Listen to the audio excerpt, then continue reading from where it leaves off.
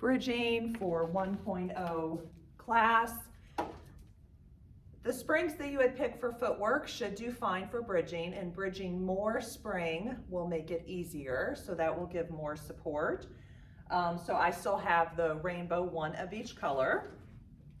Now, since I have longer legs, I do prefer to be geared out for bridging. It gives more space for me.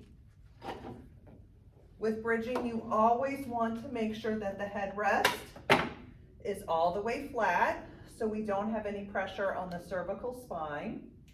In 1.0, I like to always start with feet down on the platform, arms pushed down, and then just going into a simple hinge bridge, opening up the front of the hips, feeling the connection into the back of the legs, and keeping the carriage closed.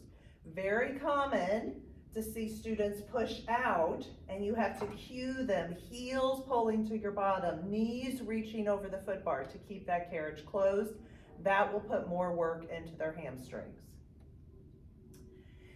I like to cue if you're feeling enough with your feet on the platform, absolutely stay there. If you would like more work, you can bring heels up to the foot bar. Same thing, going back to that hinge bridge, opening up the hips.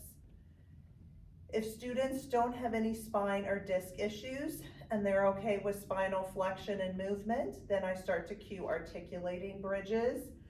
But it's nice to give that modification that if you have any spine issues, you may want to avoid the articulation and just stick with the hinge bridge.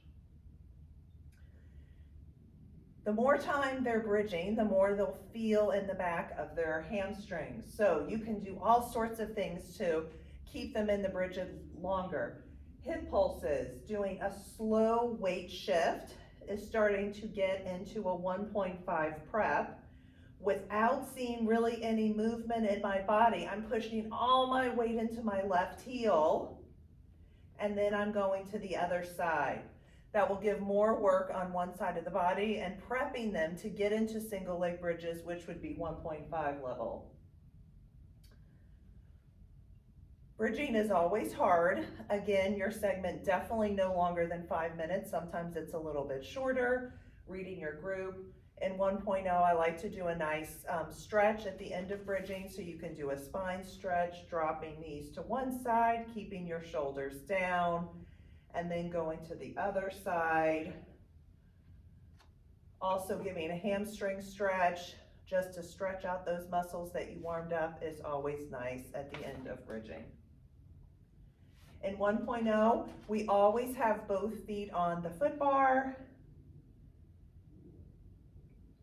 And if someone is really struggling with keeping their legs in parallel, you could have them bring their legs together to touch. That would give them more stability, or you could give them a prop to put in between their thighs, such as a ball or a block, to squeeze on that prop. That will engage their inner thighs more and will keep them more in alignment. So that's a great option as well.